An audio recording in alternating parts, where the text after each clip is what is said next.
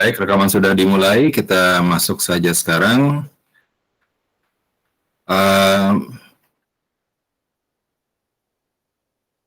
Mbak Sofi, karena ini kelihatannya internetnya sedang agak. Assalamualaikum Pak Julio. Assalamualaikum warahmatullahi wabarakatuh. Apa kabar? Apakah suara saya bisa terdengar?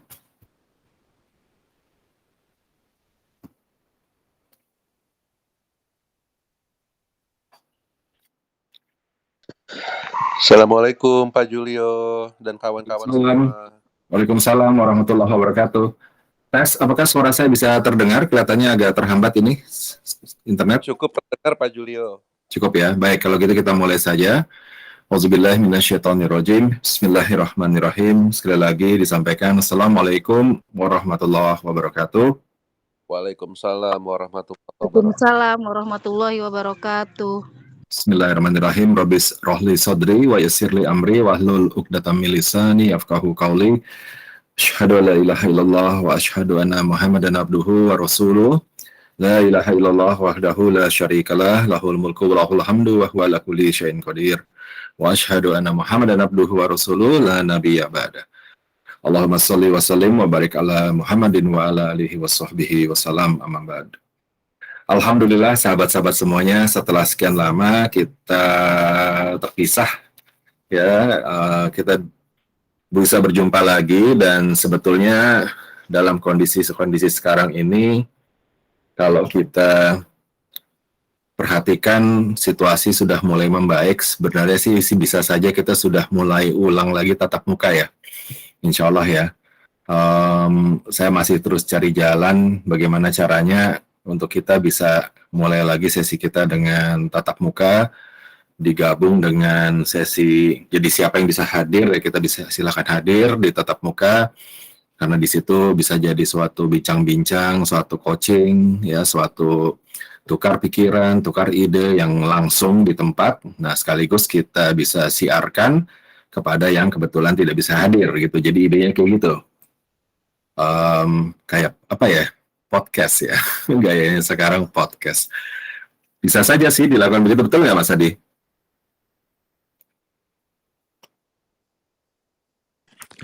Ya Pak, ditunggu ide seperti itu untuk dieksekusi. Iya. Ya, insya Allah bisa, karena kondisi sekarang sudah mulai memungkinkan, walaupun tetap kita harus waspada. Nah, ini ada masuk lagi Mas Ahmad Merian. Assalamualaikum warahmatullahi wabarakatuh. Mas. Salam Pak Ustadz Julio. Alhamdulillah. Kita baru berjumpa pertama ini. Saya panggilnya siapa? Mas Ahmad, Mas Ian aja. Oh Ian, ini dia wajah. Oke. Alhamdulillah, salam jumpa, baru pertama ketemu. Ya, baik. Insya Allah ya, mudah-mudahan kita bisa silaturahim lebih dekat lagi dengan saling berjumpa. Mudah-mudahan sesi ini dalam waktu kurang lebih 1 jam ke depan kita bisa cukupkan ya untuk bisa mendapatkan apa-apa yang Allah berikan pembelajaran bagi kita. Ya, insya Allah. Baik, sahabat semuanya. Semoga tetap dalam situasi kita semua sehat, ya, dilindungi oleh Allah Subhanahu Wa Taala dan tetap produktif. Karena produktivitas itu akhirnya tergantung dari 2 hal. Yang pertama sekali dan utama adalah dari izinnya Allah Subhanahu Wa Taala. Sehat kita, produktif kita itu pertama-tama adalah karena izinnya Allah Subhanahu Wa Taala, dan yang kedua adalah dari ikhtiar kita. Ya, kalau kita berikhtiar tapi Allah tidak izinkan, juga tidak terjadi apa-apa. Kalau Allah izinkan, kita juga tidak gapai, kita tidak kejar, juga insya Allah tidak terjadi apa-apa. Ya, jadi keduanya harus seiring sejalan. Seperti nanti ada 1 ayat yang ingin saya sampaikan, ada 3 ayat ya, rangkaian 3 ayat yang ingin saya sampaikan sebagai bagian dari sesi kita hari ini. Baik, sahabat semuanya, mengulang sedikit dari sesi kita yang terakhir. Sesi kita terakhir, ini adik saya juga masuk nih, alhamdulillah. Sesi kita yang terakhir mengenai hidayah ya, terakhir gitu sesi kita adalah mengenai hidayah. Untuk sahabat-sahabat yang kemarin mungkin masih tertinggal ya, belum bergabung di dalam sesi, insya Allah setelah ini direkam, jadi nanti kalau rekamannya sudah kelar, sudah jadi, maka insya Allah saya akan siapkan 2 rekaman berarti di dalam grup kita Yang pertama adalah sesi yang tempo hari, ya, dan ini sesi sekarang sebagai penyambungnya. Assalamualaikum warahmatullahi wabarakatuh. Ya, apa kabar ya? Alhamdulillah bisa bergabung di sini. Waalaikumsalam Bang. Alhamdulillah Ya. sehat. Alhamdulillah sehat. Salam buat Yufi, salam buat anak-anak semuanya yang ada di kandungan juga ya. Dan semakin sehat, amin. Nah, Amin. baik. Tempo hari kita bicara mengenai hidayah, kesimpulannya hidayah petunjuk dari Allah. Ya, al-huda, al-petunjuk, hidayah dari Allah ternyata sama seperti yang tadi kita bicarakan. Ya, bahwa kesehatan kita, ke ikhtiar kita, ya. Ini juga sepupu saya sudah masuk, alhamdulillah. Kesehatan kita, ikhtiar kita tergantung dari dua hal tadi. Yang pertama adalah adanya izin dari Allah Subhanahu wa taala, dan yang kedua dari kitanya sendiri. Nah, ternyata sahabat semuanya, hal demikian juga berlaku. Sebentar saya sapa dulu. Assalamualaikum warahmatullahi wabarakatuh. Dia apa kabar? Mudah-mudahan sehat ya.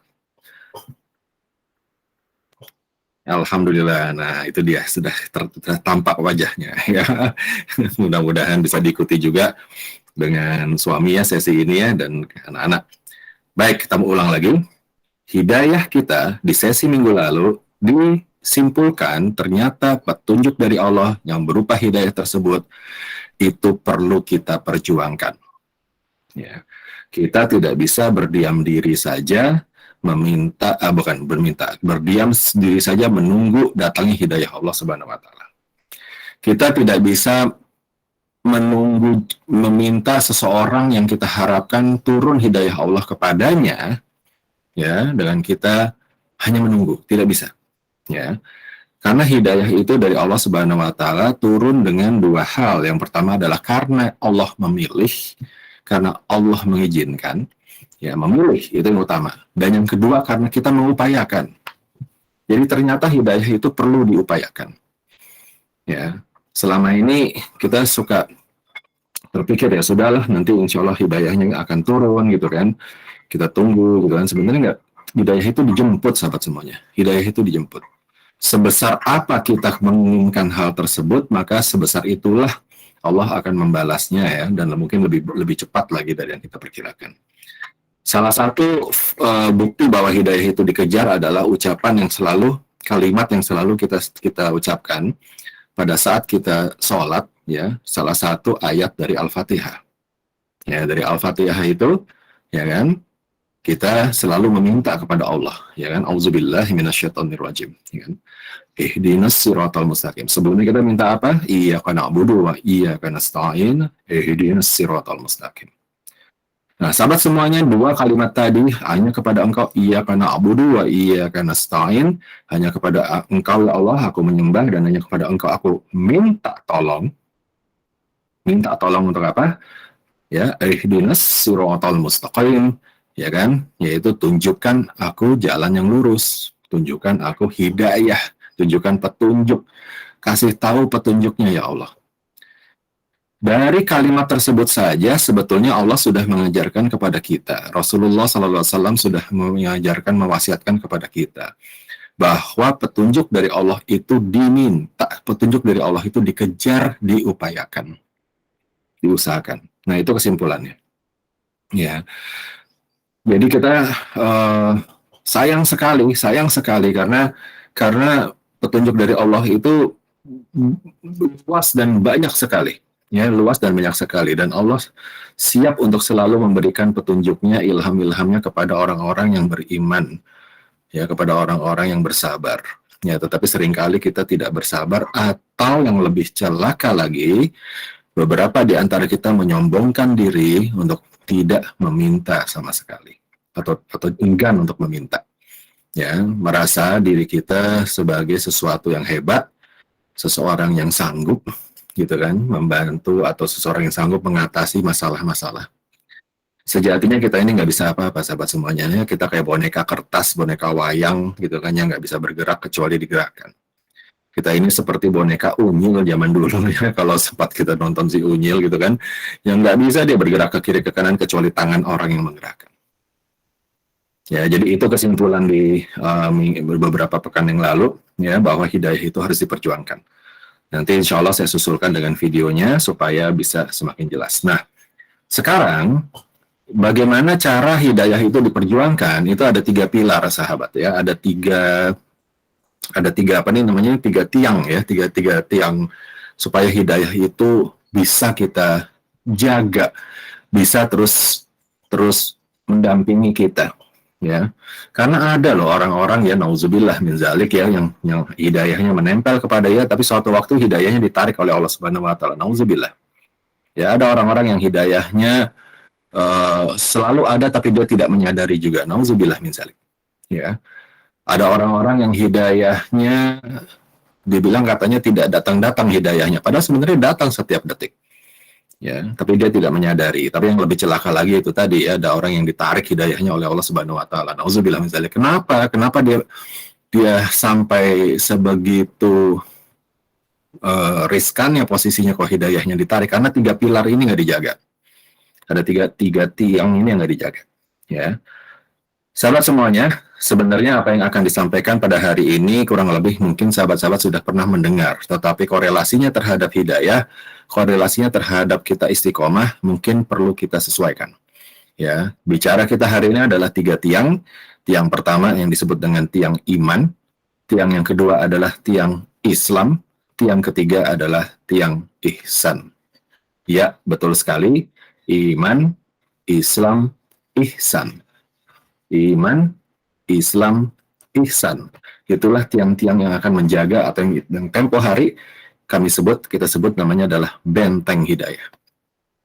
Benteng hidayah. Ya, tujuannya apa? Tujuannya iman, Islam, dan ihsan itu adalah satu, untuk memudahkan koneksi kita untuk meminta, memperjuangkan atau jihad kita untuk bisa mendapatkan hidayah dan izin dari Allah Subhanahu Wa Taala. Ya. Dan yang kedua adalah kalau hidayah itu memang sudah hadir, kita sadar hidayah itu hadir, yang kedua adalah sebagai benteng, sebagai penjaganya, supaya tetap berada di dalam hati kita. Tetap berada kuat di hati kita. Nah, dan di semua kehidupan, unsur kehidupan kita. Iman, Islam, ihsan. Nah, baik sahabat semuanya. Ya, mudah-mudahan dalam sesi offline yang lebih fleksibel waktunya kita bisa bahas lebih dalam. Tapi dalam sesi ini saya akan coba untuk ringkas ya. Yang pertama adalah mengenai iman. Sahabat semuanya, kalau disebut Rasulullah Shallallahu Alaihi Wasallam menyatakan bahwa yang disebut dengan iman itu adalah tasdikun bil qalbi, ya kan? Tasdikun bil qalbi, ikrarun bil lisan, amalun bil arkan. Ya, artinya apa? Rasulullah SAW menyampaikan bahwa orang yang beriman, orang yang namanya iman itu adalah tasdikun bil qalbi, dibenarkan dengan hati. Jadi hatinya tuh membenarkan gitu apa yang diimani tersebut benar ini gitu ya, hatinya bergerak begitu, qalbinya bergerak, benar. Tapi tidak cuma itu, maka dia akan ikrarun bil lisan, akan diucapkan dengan kata-katanya. Dan tidak sampai di sana, amalun bil arkan, yaitu dilakukan dengan tindakan-tindakan. Ya, jadi itu yang disebut dengan iman. Dan kita sama-sama mengetahui rukun iman itu ada 6. Ya, rukun iman itu ada 6. Ya kan, percaya atau iman kepada Allah Subhanahu Wa Taala, iman kepada malaikat, iman kepada Alkitab, pada kitab-kitab, ya, iman kepada Rasulullah Sallallahu Alaihi Wasallam, ya, iman kepada hari kiamat, dan terakhir adalah iman kepada qada dan qadar, ya, kepada takdir. Nah, sahabat semua, perhatikan bahwa masalah iman ini bukan sekedar hafalan 6 tersebut gitu sahabat. Saya yakin kita ini semua sudah memahami iman terhadap yang 6 tersebut. Saya yakin kita semua sudah menjalankan. Tetapi tantangannya adalah apakah benar-benar kita sudah beriman secara penuh? Itu yang perlu kita challenge. Kadang-kadang kalau kita perhatikan, jangan-jangan sahabat, iman kita aja, ini belum bicara Islam dan ihsan, karena begini sahabat, iman, Islam dan ihsan itu ya sifatnya itu adalah sebab akibat. Jadi untuk syarat mendapatkan yang namanya tadi ya perjuangan kita untuk mendapatkan hidayah, ini harus terpenuhi nih, iman, Islam, dan hasilnya nanti ihsan. Iman pertama, kemudian ihsan. Islam memang begitu urutannya, dan terakhir adalah hasilnya adalah ihsan. Tapi masalah yang pertama nih, yang imannya ini sendiri saja seringkali kita terganggu, sahabat. Bahkan kita loh, kita ini yang sudah mengaku sudah beriman, seringkali Allah akan uji, dan mungkin saja kita mendapatkan, seringkali kita lemah, ya. Nauzubillah min dzalik, jangan sampai disebut kita gagal ya, jangan sampai, tetapi paling tidak turun atau lemah, sahabat semuanya. Mana buktinya? Pertama adalah begini, kita perhatikan dulu kenapa urutannya iman itu adalah Allah, kemudian malaikat, kemudian apa? Kitab, kemudian Rasul, ya, kemudian kiamat, ya, kemudian apa tadi? Takdir, ya. Nah, kalau kita lihat urutan iman itu sendiri saja dari paling atas sampai yang bawah, dari nomor 1 rukun iman pertama sampai rukun iman ke-6, semakin ke bawah itu ternyata faktanya semakin berat, sahabat semuanya. Semakin berat, ya. Mana buktinya semakin berat? Begini, sahabat semua, coba kita lihat. Iman yang pertama adalah kepada Allah Subhanahu wa Ta'ala. Nah, tapi sebelum saya ingatkan sekali lagi, konteks kita diskusi pada pagi hari ini adalah mengenai konteks bagaimana kita memperjuangkan yang disebut dengan hidayah, dengan pintu-pintu tiga tiang tadi. Ya, kita lihat iman kepada Allah Subhanahu wa Ta'ala, ya, itu adalah perjuangan awal, ya, dari para nabi dan rasul, ya, yaitu meyakinkan tauhid, ya, meyakinkan bahwa Allah itu esa, ya. Dan Allah banyak membantu para nabi dan rasul sebelum masa kita, tentu saja, ya, mulai dari yang nyata-nyata ditunjukkan kebesaran dan keesaan Allah Subhanahu wa Ta'ala dalam bentuk mukjizat yang bisa dilihat secara langsung, yang luar biasa dahsyatnya, dihancurkannya umat-umat, dihancurkannya bangsa-bangsa oleh Allah Subhanahu wa Ta'ala, dihancurkannya mereka-mereka yang menolak kepada tauhid Allah Subhanahu wa Ta'ala secara langsung di depan mata. Ya, itu menunjukkan kuasa Allah Subhanahu wa Ta'ala yang luar biasa. Ya, banyak sekali ya peristiwa, mulai dari peristiwa dari banjir Nabi Nuh, ya kan, kemudian masuk lagi ke eranya Nabi Ibrahim, kemudian masuk ke era Nabi Musa, Nabi Musa, kemudian masuk lagi di tempatnya Nabi Ibrahim juga ada eranya Nabi Lut.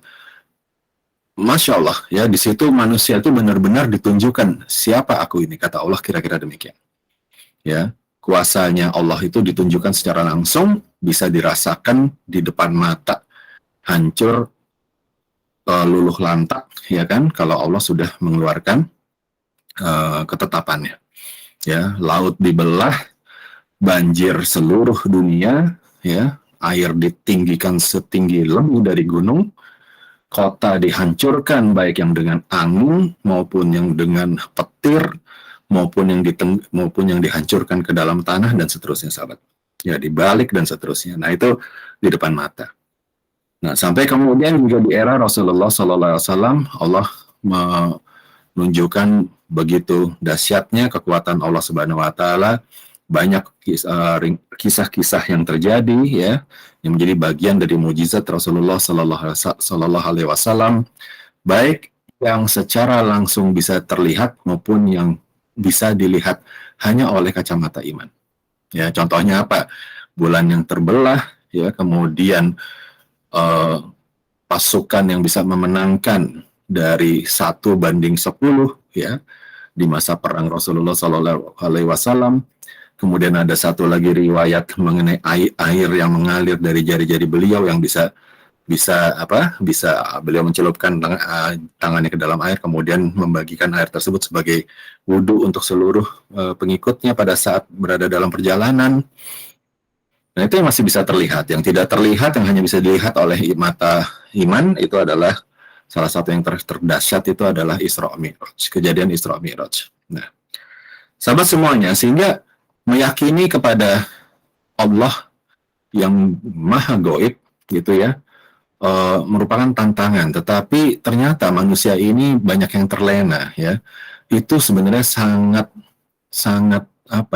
mudah diterima gitu oleh kolbi kita, karena pada dasarnya kolbi kita ini sudah pernah berjanji, sudah pernah bertemu dengan Allah Subhanahu wa Ta'ala sebelum kita lahir, ya, pada saat 4 bulan di mana Allah pada saat meniupkan ruh kepada jabang bayi kita di rahim ibu kita selalu sudah meminta perjanjian kepada kita. Aku Tuhanmu. Maka kita bersaksi, semua dari manusia bersaksi, bala syahidna. Ya betul, aku bersaksi. Ya. Jadi udah pernah ketemu sebetulnya, ya. Nah, sehingga iman kepada Allah Subhanahu wa taala ini menjadi yang urutan yang pertama, kan paling dasar. Yang kedua malaikat, ya, yang kedua malaikat. Malaikat juga demikian, ya, halnya gaib.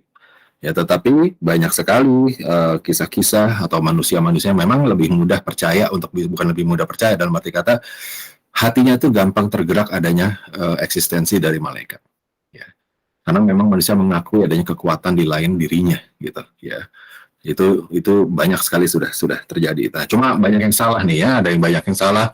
Karena disitulah letaknya juga tipu daya dari jin, ya, bangsa jin yang juga setan dan jin yang juga tidak bisa terlihat oleh mata manusia. Nah, di situ menjadi tipu daya. Ya, kita perlu berhati-hati. Nah, yang ketiga, ternyata tantangan berikutnya adalah kitab. Ya, iman kepada kitab ini karena kitab bisa terlihat. Ya, kitab bisa dipegang, ya, kitab bisa dibaca, gitu ya. Itu pun juga banyak yang menyaksikan.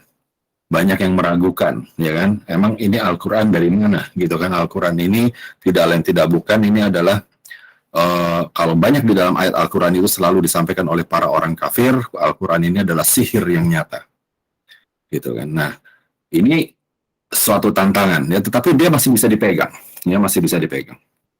Artinya nyata, gitu, bendanya ada, ya.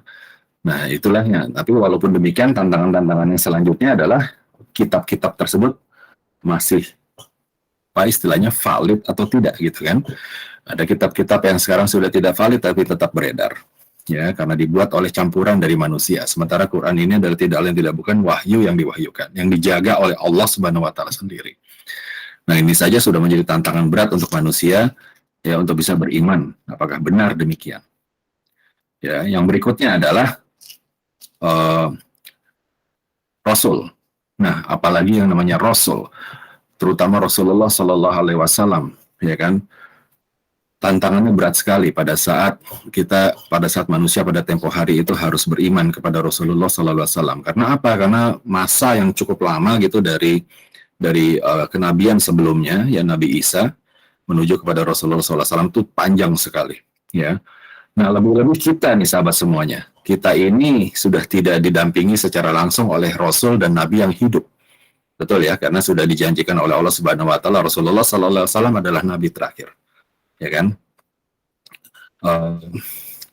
Maka keimanan kita terhadap Rasul, terutama Rasulullah sallallahu alaihi wasallam, ini yang benar-benar paling diuji sahabat semuanya.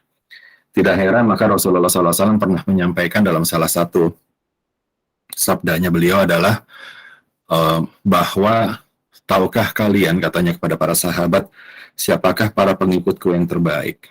Ya. Wah, sahabat-sahabat ini jadi agak gimana ya? Mau dibilang GR atau dibilang was-was gitu lah. Kami ini gimana? Orang kami ini kan setiap hari mendampingi engkau ya Rasul. Kami berjuang bersama engkau ya Rasul. Kau masih bertanya, tahukah engkau siapa sahabatku yang paling para pengikut umatku yang paling terbaik? Memang bukannya kami, katanya, kira-kira demikian gitulah ya, sahabat itu pengennya menjawab seperti itu. Lalu ditanya, siapakah umat itu ya Rasulullah? Rasulullah SAW menjawab, yaitu para umatku yang tetap mengikuti aku walaupun aku sudah tidak ada. Nah, sahabat semuanya, logis ya, memang sih logis ya. Ya, istilahnya itu apa sih? Kalau bercandaannya itu dulu adalah kalau seorang atasan tuh kalau ada gitu ya, maka anak buahnya pada tertib gitu ya. Begitu atasannya lagi pergi ya, anak buahnya wah kemana-mana gitu ya. Itu seperti itu logis gitu ya, manusiawi. Ya mungkin betul juga ya bahwa memang pada saat Rasulullah SAW berada di sisi para sahabat gitu kan, para sahabat bisa sehari-hari melihat akhlak beliau, ya, bisa melihat bagaimana tata tutur kata beliau, bagaimana langsung bisa berdiskusi bahkan dengan beliau untuk mengatasi masalah-masalah. Maka lebih mudah ya dalam tanda kutip ya untuk bisa beriman kepada Rasulullah SAW pada saat beliau masih bersama-sama kita, bersama-sama para sahabat. Nah, makanya kenapa makin berat nih, makin ke bawah nih rukun imannya, karena itu Rasulullah SAW sekarang sudah tidak ada, ya, tetapi tetap hidup di dalam bentuk hadisnya, tetap hidup Rasulullah SAW Bahkan Rasulullah SAW diberikan keistimewaan oleh Allah Subhanahu Wa Taala tetap mampu memberikan jawaban terhadap salam atau selawat yang kita sampaikan kepada beliau, Sallallahu Alaihi Wasallam. Ya, menyampaikan salam kembali kepada kita, mudah-mudahan. Ya, nah, dengan demikian tantangannya makin berat nih, sahabat semua, untuk menjalankan iman yang berikutnya, yaitu tadi yang kita ada di sini adalah track record. Ya, track record nampak tilas, kemudian jejak-jejak dari Rasulullah SAW, baik itu berupa tindakan, ucapan, ya, cara berpikir, ya, cara mengatasi masalah, yang semua terangkum di dalam hadis Rasulullah Sallallahu Alaihi Wasallam. Nah, untuk itu maka tantangan kita nih semakin berat, yaitu mau menghidupkan hadis atau menghidupkan apa yang pernah Rasulullah SAW sebagai mengajarkan dan mencontohkan sebagai pegangan kita, sahabat semuanya. Ya, jadi maka Rasulullah SAW sampaikan seperti itu, ya, bahwa umat yang terbaik itu adalah mereka-mereka yang tetap mengikuti aku, ya, padahal akunya sudah tidak ada. Ya, ini suatu hal yang menjadi hal yang perlu kita selalu ingat, ya, dalam arti kata kalau kita sadari hal tersebut memang menjadi sebuah tantangan yang berat, gitu ya. Banyak sekali orang yang apalagi yang masih ada saja bisa jadi tidak mau menurut, apalagi yang udah nggak ada seperti itu, ya. Tapi dia ada di dalam hati kita, beliau ada di dalam ajaran-ajaran yang selalu kita taati dan dalam kehidupan kita melalui sunnah-sunnahnya. Nah, sahabat semuanya, yang berikutnya adalah kiamat. Nah, bahkan kalau kita perhatikan, ya, isi dari Al-Quran, ya, banyak sekali, ya, ayat-ayatnya ini di dalam Al-Quran ini, ya, sahabat semuanya, ayat-ayat di dalam Al-Quran ini banyak sekali menyatakan bahwa orang-orang kafir, orang-orang yang menolak kepada tauhid dan kepada Rasulullah SAW, itu selalu bertanya nantang, itu sahabat, ya. Nantang ini adalah, ayo coba kapan kiamat itu datang? Kapan sebenarnya memang benar ada kiamat itu datang? Selalu seperti itu, ya. Banyak sekali ayat-ayat di ujung surat itu, ya, selalu sampai kepada kalimat-kalimat tersebut. Para kafir itu selalu bertanya, ya, apa betul kiamat itu datang?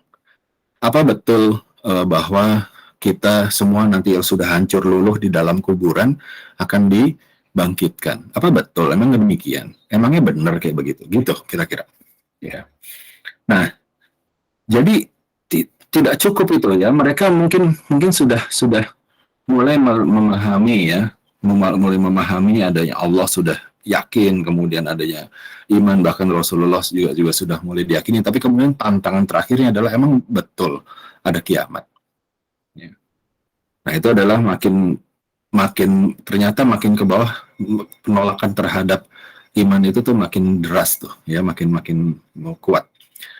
Nah, yang terakhir adalah pada takdir.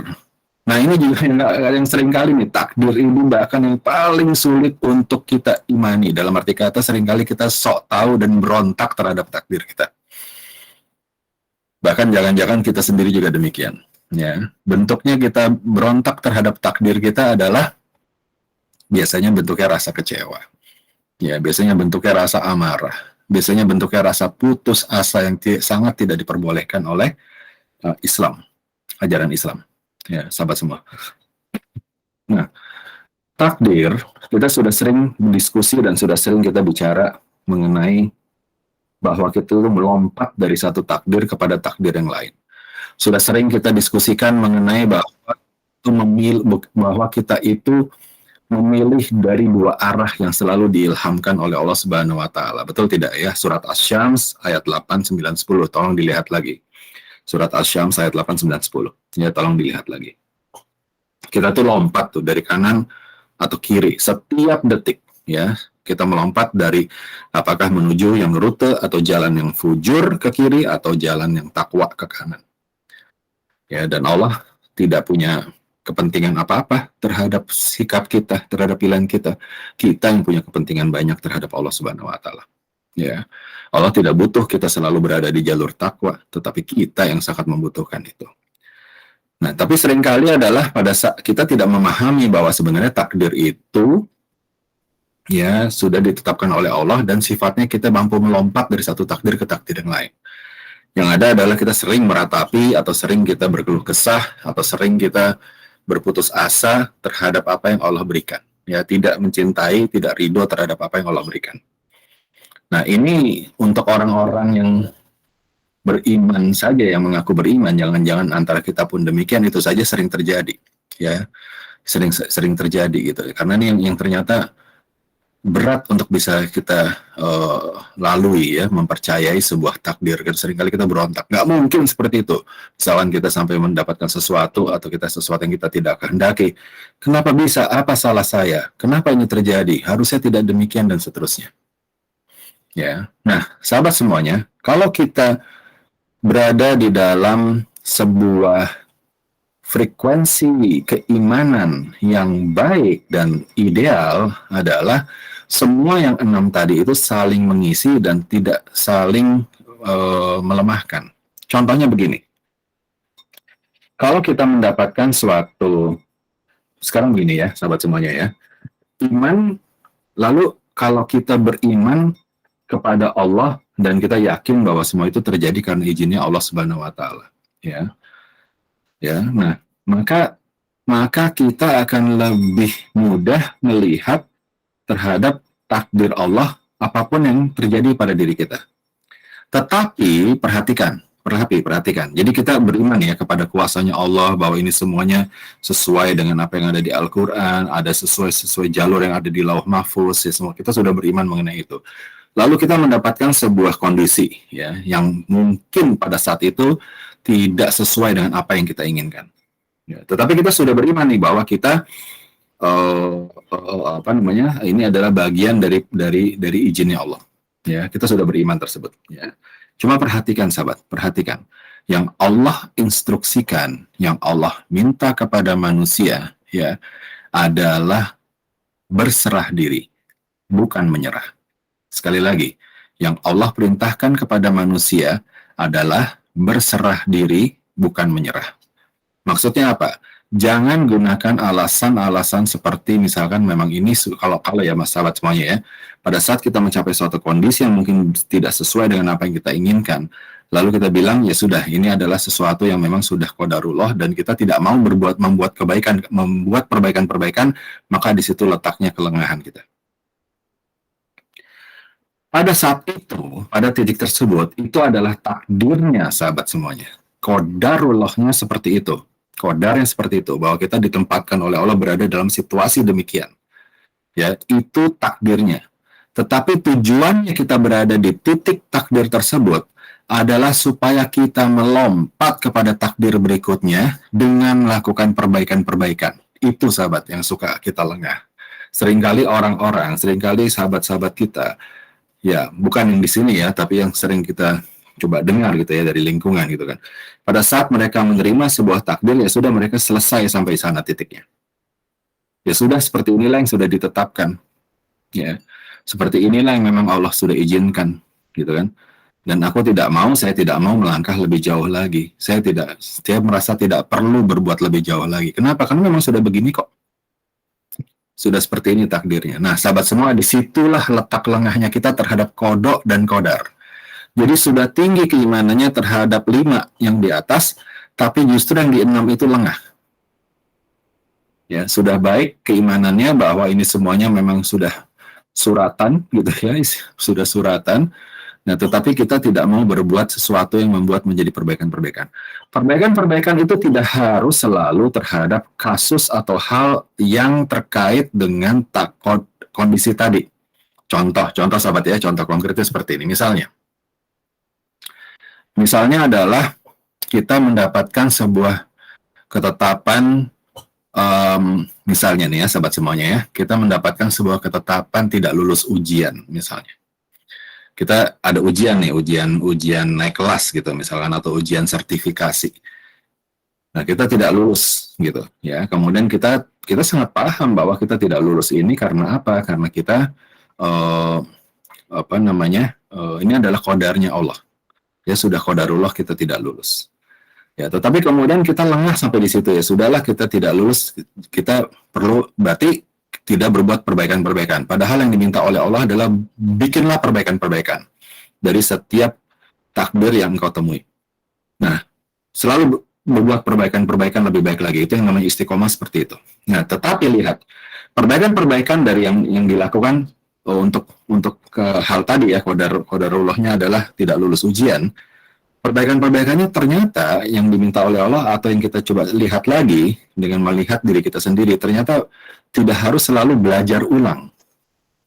Mempelajari lagi yang hal tadi. Ternyata bukan itu. Ternyata ada hal lain, yaitu apa? Jangan-jangan kita selama ini sudah menzolimi badan kita sendiri. Misalnya, istirahatnya kurang, misalnya. Ya, terlalu banyak kita memforsir tenaga kita untuk hal-hal yang sifatnya tidak sesuai dengan irama hidup yang Allah minta. Apa sih irama hidup yang Allah minta? Yang Allah minta itu kan adalah kita cukup istirahat, ya, kemudian bangunlah malam, usahakan bangun malam, ya, dirikan sholat, kemudian perbanyak juga pelajari Quran, ya, selain dari kita bertebaran di muka bumi ini untuk berikhtiar. Nah, jangan-jangan kita sibuk dengan bertebaran di muka bumi untuk ikhtiar. Yang irama yang lain itu tidak nyangkut gitu loh, nggak ikut gitu. Nah, sehingga ya tadi ya, karena sekali lagi berhasilnya kita itu kan karena ikhtiar. Jadi ikhtiarnya mungkin kita sudah bertebaran di muka bumi, kita sudah belajar gitu kan, ikhtiar dan apa izinnya Allah Subhanahu Wa Taala. Tapi izinnya Allah nggak keluar nih gitu, karena Allah melihat Anda ini tidak sesuai dengan irama yang sebaiknya gitu loh, ya, tidak ideal. Nah, ternyata perbaikan yang dibutuhkan bukan justru makin bertebaran di muka bumi. Ternyata perbaikan yang dilakukan ternyata bukan harus belajar lebih banyak lagi, tapi ternyata memperbaiki dari irama hidupnya. Ya, mulailah istirahatnya lebih baik lagi. Ya, kemudian perbaikilah bangun malamnya, perbaikilah membaca Qur'annya. Nah, ternyata dari situ, sahabat semuanya. Ya. Banyak sekali kejadian-kejadian yang seperti itu, sahabat semuanya. Kita berpikir kepada kalau kita gagal di satu tempat, maka yang kita kejar adalah hal tersebut juga gitu. Ya, jangan-jangan bukan begitu. Ya, tapi yang jelas adalah yang jelas adalah, sahabat semuanya. Lalu yang mana yang kita kejar? Yang dikejar adalah apapun, ya, yang merupakan kategorinya membantu agama Allah, menolong agama Allah. Surat Muhammad ayat ke-7, sahabat semuanya. Ya. Surat Muhammad ayat ke-7. Ya, apa? Auzubillahi minasyaitonirrajim. Hai orang-orang beriman, bantulah agama Allah, bantulah Islam ini tegak, bantulah Islam ini berkembang, bantulah Islam ini menjadi yang utama di dunia, ya, di lingkungan, di diri kita terutama. Ya, bantulah agama Allah, maka Allah akan membantumu. Dan Allah akan tegakkan kedudukanmu. Ya. Nah, jadi itu, ya. Jadi mau nggak lulus ujian, kemudian kita cara berikhtiarnya kita adalah 100% murni belajar terus lagi, kembali lagi mengulang terus lagi, belajar lagi, belum tentu berhasil lagi, sahabat. Ternyata perbaikan-perbaikannya tidak cukup, bukan cuma itu. Ya, jadi ada hal-hal yang harus kita introspeksi lagi. Ya, apakah kita sudah termasuk kategori yang sudah menjalankan surat 47 ayat 7 tadi ya, surat Muhammad ayat ke-7. Itu arah perbaikan-perbaikannya. Jadi itu tadi, sahabat ya. Nah, kodok dan kodarnya itu tidak ideal kita respon. Ya. Nah, sahabat semuanya, kalau kita sudah menjalankan 6 rukun iman tadi dengan benar dan tidak terjadi kelemahan ya, atau terjaga di situ, maka disitulah salah satunya letak tiang atau letak tonggak di mana hidayahnya Allah akan diturunkan, petunjuk yang Allah akan diturunkan. Mereka yang mampu untuk bisa meyakini Allah Subhanahu Wa Taala sebagai satu-satunya tauhid, meyakini malaikat, meyakini malaikat selalu ada di sekitar kita, ya kan, maka jangan aneh-aneh gitu sama semuanya. Meyakini dengan kitab-kitab yang turun, Al-Quran. Bagaimana sih kita meyakini Al-Quran? Caranya bagaimana kita yakin dengan Al-Quran? Kalau Al-Quran, yakin sama Al-Quran, bukan sekedar percaya Al-Quran itu adalah ayatnya Allah Subhanahu Wa Taala. Nggak cukup, sahabat. Nggak cukup. Yakin dengan Al-Quran itu berarti jalankan kewajiban kita terhadap Quran. Menghidupkan Quran ya Pak Julio. Betul sekali, ya. Yakin. Ini Quran, katanya ini adalah wahyunya Allah Subhanahu wa taala, petunjuknya manusia. Ya dipakai gitu. Gitu sahabat caranya meyakini Quran. Ya. Jadi bukan sekedar oh iya ya benar nih adalah wahyunya Allah nih gitu. Tapi nggak gitu. Ingat kewajiban terhadap Quran ada 5 loh. Kewajiban terhadap Quran dari manusia terhadap kewajiban manusia terhadap Quran ada 5. Ingat, 1, dibaca. Yang kedua, dipahami. Paham ini dihafalkan, paham gitu ya, dibaca, dipahami. Yang ketiga adalah dihidupkan, artinya dijadikan ayat-ayat tersebut dijadikan referensi atau dasar di dalam menjalankan kehidupan kita. Yang keempat, mengajarkan atau diajarkan Quran itu kepada yang lain. Bentuknya apa? Bentuknya bisa mengajarkan secara lisan, mengajarkan secara perbuatan atau akhlak dicontohkan. Ya, sebaik-baik contoh Al-Quran itu adalah Rasulullah Sallallahu Alaihi Wasallam yang disebut sebagai Quran yang berjalan oleh Aisyah radhiyallahu anha. Ya, nah diajarkan. Dan yang kelima, bertahkim, berlandaskan hukum kepada Quran. Hukum yang dipakai untuk menentukan masalah-masalah, mencari jalan keluar, dan seterusnya, ujungnya adalah Quran. Dan yang diutamakan Quran. Artinya apa? Kalau hukum-hukum yang ada selama ini, hukum-hukum yang ada yang dibuat oleh manusia, selama tidak bertentangan dengan Al-Quran, maka jalankan. Tapi pada saat hukum-hukum manusia itu bertentangan dengan Quran, ingat, siapa yang harus kita pilih? Ya, mana yang harus kita pilih? Hukum yang mana? Ya, kalau sampai terjadi bertentangan dengan Quran. Nah, tentu saja Quran. Ya, karena itu tadi, bentuknya beriman kepada Quran adalah seperti itu. Jadi sahabat, kalau kita sudah jalankan itu ya, beriman pada Allah, malaikat, kitab, Rasulullah, kemudian kiamat, kemudian takdir gitu ya, maka insya Allah petunjuk-petunjuk Allah itu muncul sahabat semuanya. Sesuai dengan surat Muhammad tadi, Allah akan buatkan kita bantuan. Allah akan kirimkan kepada kita bantuan. Allah akan teguhkan kedudukan kita.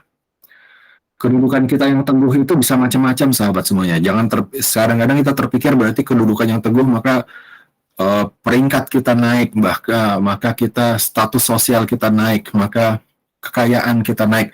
Apakah demikian? Bisa jadi sahabat, wallahu alam, karena cara Allah bekerja itu sesuai dengan apa yang pantas untuk kita.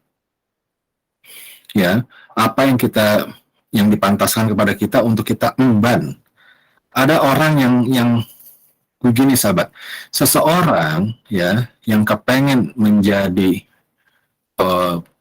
punya suatu peringkat yang dia ingin capai, tapi Allah tidak kasih, itu bisa jadi adalah sebuah pertolongan Allah Subhanahu wa taala. Kenapa? Karena Allah Maha tahu bahwa Allah maha tahu dan maha menyetel, yang maha menyetel kita. Pada saat kita mencapai peringkat tersebut, pada saat kita tidak siap, maka yang terjadi adalah sesuatu yang menyimpang. Contohnya terjadi kesombongan, contohnya terjadi takabur, dan seterusnya. Ya, jadi belum dipantaskan. Kalau saya selalu sampaikan adalah belum dipantaskan. Nanti dipantaskannya pada saat kita sudah mulai bersabar atau kita sudah melulus dalam beberapa ujian-ujian dulu gitu, baru akhirnya dipantaskan. Karena kita siap, hati kita lebih sabar, hati kita lebih tawadu, hati kita tuh lebih tenang untuk bisa mendapatkan amanah dari Allah yang lebih besar. Ya. Kalau belum dipantaskan, yang Allah Maha tahu, itu bentuk pertolongan Allah Subhanahu wa taala. Ya. Nah, jadi pertolongan Allah atau hidayah, petunjuk dari Allah itu, cara perjuangannya adalah satu, itu dengan menegakkan keimanan kita terhadap yang 6 tadi, rukun iman itu. Nah, sahabat semuanya ya, saya bergeser sekarang. Dengan iman itu adalah dasar dari apa tadi namanya, tauhid ya. Jadi kolbi kita tuh yang dibekali itu, kolbi ya. Kalau kita sudah mengaku kolbi kita beriman dengan yang 6 tadi, ya, kita sudah percaya, dan kita tadi ya percaya, maka kemudian seseorang yang beriman, seseorang yang percaya, maka dia berserah diri sahabat semuanya. Seseorang yang sudah beriman, dia yakin ada Allah, dia yakin ada malaikat, dia yakin ada kitab, dia yakin ada Rasul, dia yakin ada ada kiamat, dia yakin ada takdir, ya. Dia yakin akan itu semuanya. Ya, sudah yakin. Maka kalau yakin ya berserah diri, sahabat. Ya. Maka aku menyerahkan diriku. Maksudnya berserah diri itu apa? Bukan, sekali lagi ya, berserah diri. Yang Allah minta kepada kita adalah berserah diri, bukan menyerah. Berserah diri, bukan menyerah. Berserah diri itu artinya sebenarnya mudahnya, sahabat semuanya, mau diatur. Ya. Orang yang berserah diri itu mau diatur, sahabat. Ya, mau diatur, mau nurut gitu loh. Ya. Nah, kalau kita belum mau nurut, namanya nggak berserah diri, sahabat. Ya, kalau nurutnya cuma setengah-setengah, ya nggak berserah diri juga namanya. Namanya berserah diri udah lepaskan apa yang ada menjadi ego kita, apa yang menjadi cara berpikir kita, apa yang menjadi pendapat kita, lepaskan saja semuanya. Karena dasarnya kita kan nggak ngerti apa-apa. Dasarnya kita nggak mampu apa-apa. Lepaskan saja, karena ini semuanya kan milik Allah. Maka gampangnya, dalam tanda kutip, ya sudah apa yang Allah minta ikutin saja. Itu berserah diri. Nah, berserah diri adalah sebuah manifestasi, pelaksanaan, realisasi dari iman yang utuh, sahabat semuanya. Maka setelah itu datanglah namanya rukun Islam, sahabat semua. Islam, aslama, itu artinya selamat. Islam juga artinya adalah berserah diri. Muslim adalah seseorang yang disebut berserah diri. Taslim adalah proses menyerahkan diri. Ya, jadi landasan iman ini kokoh dulu nih hatinya nih, ya. Orang yang berserah diri tanpa iman nggak bisa, sahabat semuanya. Orang yang berserah diri tanpa iman tidak jadi rasanya, nggak ada rasa, sahabat semuanya, ya. Kayak makanan nggak pakai garam, kayak saya minum kopi gitu kan nggak pakai kopi. Ya, namanya juga bukan minum kopi kalau nggak pakai kopi, sahabat semua. Ya, jadi berserah diri itu syarat utamanya adalah beriman dulu. Untuk itu, betapa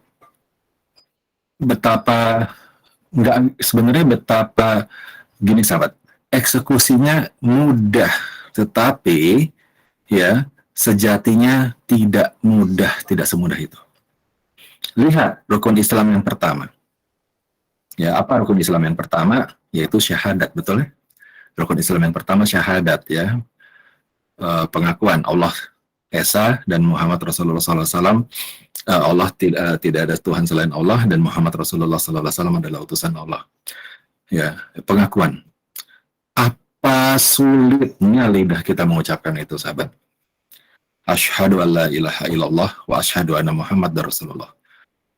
Apa sulitnya mengucapkan itu? Tetapi perhatikan, ya, perhatikan.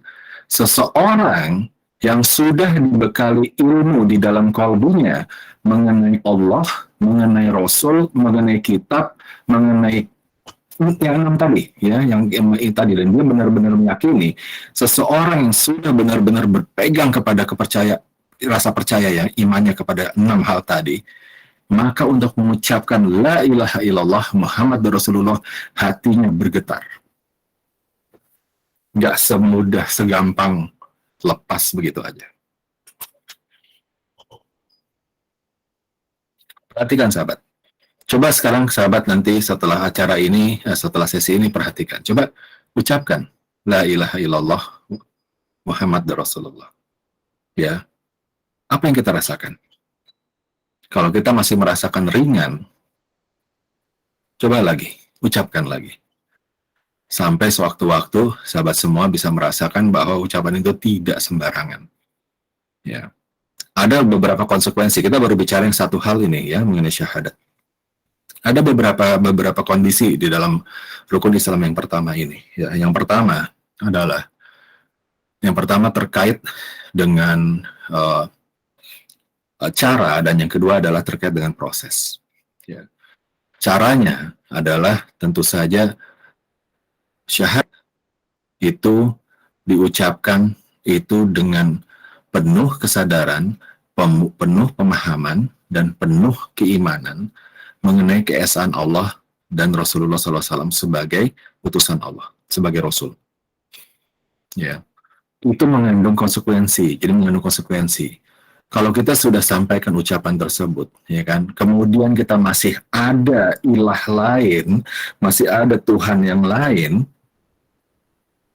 maka untuk apa diucapkan? Seperti saya katakan tadi, eksekusinya gampang, tetapi kontennya atau isinya itu tidak semudah yang diperkirakan. Memang ada Tuhan yang lain di antara, ada yang masih memiliki Tuhan yang lain, ya orang akan dengan mudah akan cepat menjawab tidak ada. Tapi perhatikan betapa banyak orang yang sangat menuhankan hal-hal lain, betapa banyak orang yang menuhankan uang, betapa banyak orang yang menuhankan waktu, betapa banyak orang yang menuhankan orang lain, misalkan atasannya, misalkan hal-hal lainnya yang dia percaya akan memberikan kekuatan kepadanya. Hal-hal lain tempat dia meminta dan meminta tolong. Ya, dan kalau itu tidak tercapai, seolah-olah hancur harapan. Betapa banyak seperti itu. Ya, dan itu kalangan saudara-saudara kita juga. Ya, sahabat semuanya. Nah, jadi tata caranya adalah syahadat tersebut adalah cara berserah diri yang totalitas, sahabat semuanya. Totalitas yang tidak bisa negosiasi, totalitas yang tidak bisa setengah-setengah, totalitas yang benar-benar mengandung konsekuensi. Ya. Artinya kalau belum siap, ya, maka siapkan dulu. Bagaimana cara menyiapkannya? Dengan ilmu, sahabat. Dengan ilmu. Ya. Berapa kali kita ucapkan asyhadu alla ilaha illallah wa asyhadu anna muhammadar rasulullah dalam sehari semalam? Banyak, sahabat semuanya. Tapi berapa yang benar-benar yang memang rasanya itu muncul? Coba perhatikan lagi. Itu baru cara. Nah, prosesnya, sahabat semuanya, seperti yang Rasulullah SAW selalu ajarkan selama hidupnya, gitu kan, bahwa untuk menjalankan rukun Islam yang pertama tersebut, ya, berserah diri, rukun Islam yang pertama tersebut, itu dipersaksikan, sahabat semuanya. Ya, di hadapannya Rasulullah SAW, ya Allah, ya Rasulullah, biasanya sahabat akan datang, ya Rasulullah, di depannya, ya, berhadap-hadapan, tatap muka kepada Rasulullah SAW, saksikanlah bahwa aku bersaksi Allah tiada Tuhan selain Allah dan engkau Muhammad adalah utusan Allah. Di hadapannya, dipersaksikan. Itu prosesnya, sahabat. Ya, kenapa? Ini kaitannya nanti adalah dengan di akhirat nanti, ya, di akhirat nanti kita sudah pernah belajar mengenai ini. Di akhirat nanti maka seseorang akan bersama para saksinya, akan dihadirkan saksi-saksinya. Nanti di akhirat nanti pada saat kita diukur nih, sahabat semuanya, pada saat kita ditimbang itu akan dihadirkan para saksi-saksi kita. Ya. Nah, sehingga hal tersebut menjadi sebuah proses gitu kan yang perlu kita terapkan. Ya. Jadi sekali lagi, ya, bersaksi atau bersyahadat itu, ya, ada cara dan ada proses. Prosesnya, caranya adalah tadi benar-benar teguh, ya, berada di dalam qalbi kita pada saat pengucapan, kita paham, kita tahu, kita yakin, dan kita berserah, kita ada konsekuensi yang kita pahami dan kita wajib jalankan. Dan yang kedua adalah prosesnya. Ya, dipersaksikan. Bagaimana dengan zaman sekarang? Rasulullah SAW sudah tidak ada, ya, sejak tidak ada Rasulullah maka dipersaksikan oleh para sahabat, ya, para khalifah, ya, kemudian setelah itu dipersaksikan kepada para alim ulama dan seterusnya sampai saat ini, sahabat, sampai akhir kiamat nanti. Ya. Jadi ada proses tersebut, ya. Jadi kalau memang mungkin dari kita ada yang belum menjalankan proses tersebut, ya, sebaiknya kita bersiap-siap untuk menjalankan prosesnya. Nah, baik, itu yang pertama, ya, rukun Islam yang pertama. Kemudian rukun Islam yang kedua adalah sholat. Nah, sahabat, kembali urut-urutannya dari atas sampai akhir tuh 1, 2, 3, 4, 5 rukun Islam itu semakin ke bawah itu semakin sulit, dalam arti kata semakin mudah diri kita memberontak. Semakin mudah diri kita tuh digoyang oleh godaan-godaan musuhnya Allah Subhanahu wa taala. Ya, coba kita perhatikan, ya, kalau syahadat mudah tadi kan eksekusinya, ya, lidahnya saja nih bisa jalankan, tapi konsekuensinya apakah kita mampu jalankan? Tetap itu menjadi sebuah tantangan. Kemudian setelah syahadat maka kita dirikan sholat. Jadi ternyata, sahabat semuanya, itu kan syarat-syaratnya itu kan turun-temurun gitu loh. Jadi syaratnya yang pertama jalankan dulu, maka yang ini penuh gitu. Ya, jadi sebelum sholat ya sebaiknya syahadat dulu. Ya, sebelum sholat syahadat dulu. Bukannya sholat dulu baru syahadat, kebalik salah. Ya, bukan begitu. Syahadat dulu baru sholat. Maka apa-apa yang dijalankan di bawah tuh, yang kedua, tiga, empat, lima, apa-apa yang dijalankan itu akan terhitung oleh Allah Subhanahu Wa Taala pada saat sudah syahadatnya. Betul nggak? Ya, mana kisahnya? Kisahnya yang paling masyhur salah satunya adalah pada saat ada sebuah kisah di mana seorang tentara Quraisy yang kemudian bertobat lari kepada Rasulullah SAW, kemudian menyampaikan, aku bersaksi bahwa Allah tiada Tuhan selain Allah dan aku bersaksi engkau Muhammad adalah utusan Allah Subhanahu Wa Taala. Apakah aku sudah Islam? Katanya Rasulullah SAW, ya, engkau sudah bersaksi maka engkau sudah Islam. Ya. Berarti apa yang aku lakukan sekarang? Kalau kita lihat urutannya tadi adalah setelah syahadat, sholat. Seharusnya yang dilakukan oleh sahabat baru ini, ya, yang baru hijrah ini, harusnya sholat, betul nggak? Ya. Tapi apa yang diperintahkan oleh Rasulullah SAW, kembalilah engkau ke medan perang dan hunuskan pedangmu itu berjuang di jalan Allah. Baik, lalu dia lari kembali ke medan perang, dihunuskan pedangnya dan dia bertempur. Kali ini adalah untuk sisi Islam, ya, bertempur untuk Allah Subhanahu Wa Taala, dan dengan cepat yang bersangkutan syahid. Tertebas pedang lawan, ya, dikabarkan kepada Rasulullah SAW, lalu Rasulullah SAW sampaikan kepada para sahabat yang lain bahwa sahabat kita yang baru saja tadi masuk Islam syahid. Masya Allah. Begitu besarnya manfaat, begitu besarnya sebuah titik balik dari sebuah momentum yang namanya syahadat, sahabat semuanya.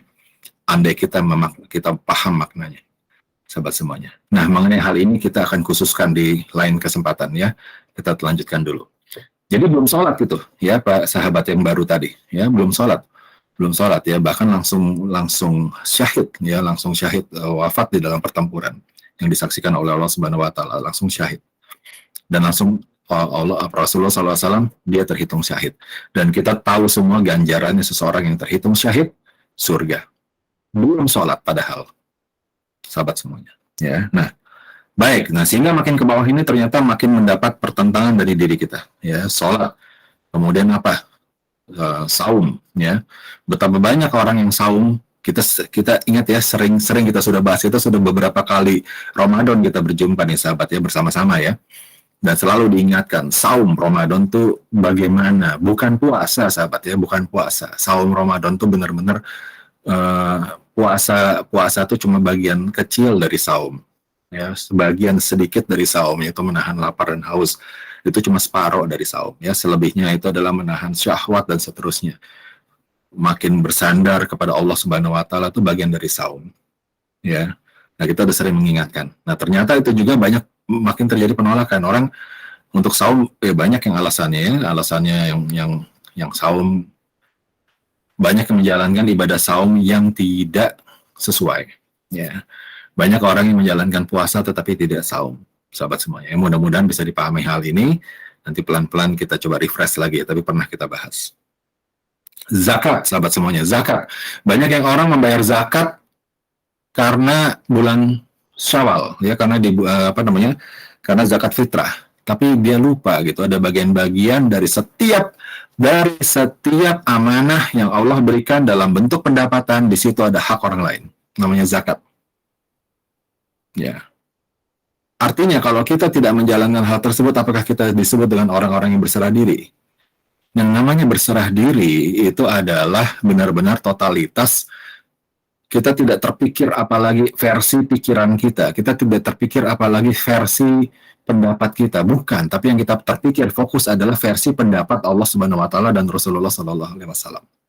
Perintahnya adalah zakatkan pendapatanmu, zakatkan fitrahmu dan seterusnya. Ya, maka lakukan. Selama masih ada keengganan, selama masih ada hitung-hitungan, sahabat semuanya, selama masih ada hitung-hitungan, sahabat, maka kita belum berserah diri.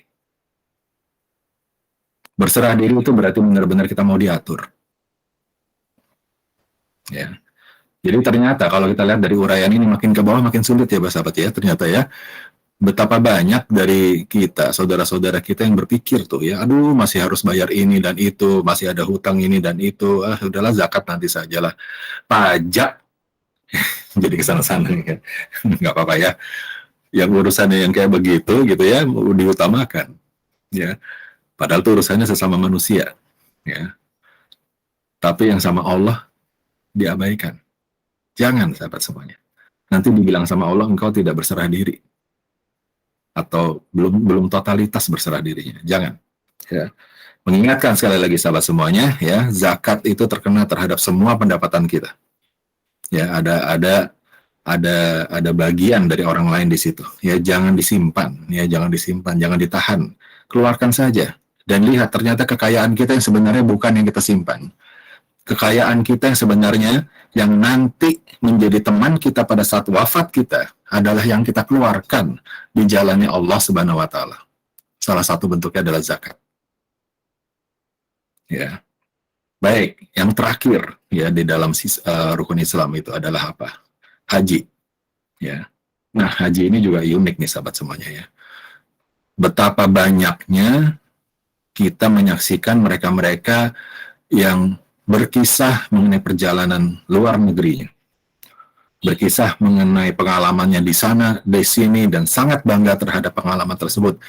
Rasanya nggak ingin selesai-selesai berbagi kisah dengan kita mengenai perjalanan-perjalanan tersebut. Yang memang setiap perjalanan tentu saja membuka wawasan-wawasan baru. Ingin rasanya berbagi wawasan terhadap yang lain, begitu kira-kira. Ya. Tetapi diperhatikan bahwa apabila dari setiap kisah tersebut belum pernah terjadi kedatangannya ke tanah suci, padahal disanggupkan, nah ini masalah sahabat.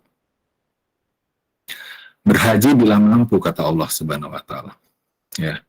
Berhaji bila mampu, kata Rasulullah juga demikian mendukung. Artinya untuk menjalankan haji itu punya syarat, yaitu syaratnya bila mampu.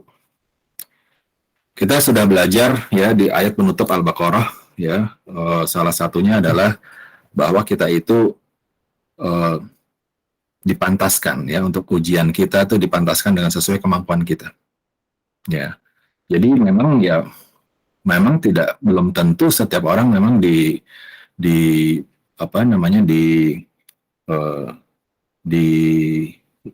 bukan ya, pada dasarnya akhirnya belum tentu semua orang memang diberikan kemampuan untuk berhaji sahabat semuanya. Itu memang sudah menjadi makanya disebutkan adalah berhaji bila mampu. Ya, tetapi ternyata dalam posting saya yang tempo hari, nilai-nilai berhaji bisa kita dapatkan dalam hal-hal yang lain. Tetapi ibadah hajinya itu tetap masih menempel, cuma nilainya itu bisa kita dapatkan. Ya. Sambil kita coba terus meminta kepada Allah, mudah-mudahan memang diberikan kesempatan untuk berhaji. Ya baiklah, untuk kita yang mungkin masih harus bisa mengumpulkan hal-hal yang dibutuhkan untuk berhaji, lakukan. Ya, paling tidak niatkan. Bagaimana sih cara berniat berhaji? Salah satunya adalah kan sekarang fasilitas-fasilitas sudah banyak sahabat semuanya. Ya, fasilitas-fasilitas sudah banyak. Bagaimana caranya kita atau bagaimana logikanya kita berniat untuk menjalankan ibadah haji sementara kita belum pernah membuka rekening haji. Contohnya, ya sahabat semuanya ya. Karena Allah itu akan menilai dari ikhtiar kita. Allah itu tidak meminta kita untuk fokus kepada hasil, tapi kepada ikhtiar, kepada usaha kita. Karena Allah menilai itu dari ikhtiar. Hasil itu nanti 100% Allah kuasanya. Sama seperti kejadian kemarin ya, baru saja kita dalam situasi kurban ya, gitu kan. Apakah kita bisa berkurban atau tidak? Lakukan saja dulu tabungnya. Ternyata tabungannya cukup, ya berkurban. Ternyata tabungan tidak cukup, ya yang penting punya tabungan kan. Nanti bisa insya Allah minta tolong kepada Allah, ya Allah panjangkan usia aku supaya sampai kepada tahun depan tabunganku sudah aku mulai. Insya Allah tahun depan kita berkurban. Ya, jangan fokus kepada hasilnya, tapi ikhtiar yang kita fokus, lakukan. Apa ikhtiar kita untuk berhaji atau minimal berumrah? Apa yang kita lakukan? Apakah buka tabungan? Apakah bagaimana? Karena itu menjadi syarat. menjadi syarat sisihkan, ya. Nggak cukup-cukup, nggak nyampe-nyampe. Udah tabungan belum? Udah sisihkan belum? Udah pasang niat belum? Ya. Nah, jangan sampai terlepas sahabat semuanya. Ya, mumpung hayat masih di kandung badan. Mumpung masih kita punya pemikiran nih, ya, kita punya pemikiran masih bisa kita kendalikan. Kalau pemikiran kita sudah nggak bisa kita kendalikan, contohnya misalkan sudah mulai pikun sahabat semuanya, ya, maka udah uzur, ya, maka ya sulitlah kita untuk bisa memenuhi hal tersebut. Tapi mumpung kita masih punya kuasa, ya coba niatkan saja. Jalankan saja sahabat, 100 rupiah, 200 rupiah, atau apa bentuk yang lainnya. Ya, karena yang penting kalau sudah niat, nanti caranya Allah untuk bisa meluluskan atau bisa menjalankan kita untuk beribadah haji ataupun umroh, ya haji kecil, umroh gitu kan, caranya macam-macam sahabat semuanya, yang kadang-kadang tidak terpikir, kadang-kadang nggak bisa kita sangka-sangka, seringkali demikian sahabat. Yang penting ini adalah ikhtiar dulu, ikhtiar, kemudian izinnya Allah Subhanahu Wa Taala.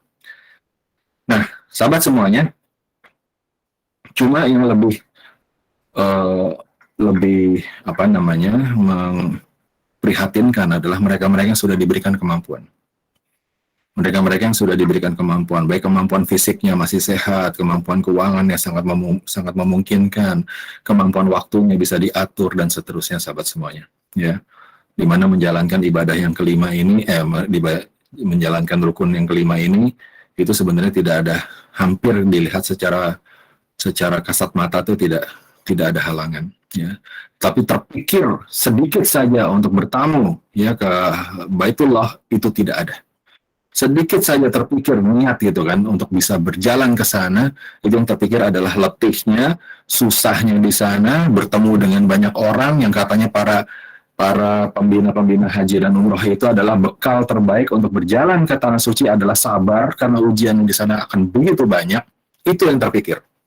Walah, berarti di sana repot ya, mesti jalan kaki, mesti begini dan begitu, itu yang terpikir. Padahal punya kemampuan. Ya. Nah, sahabat yang demikian ini adalah bentuk ujian yang sangat besar.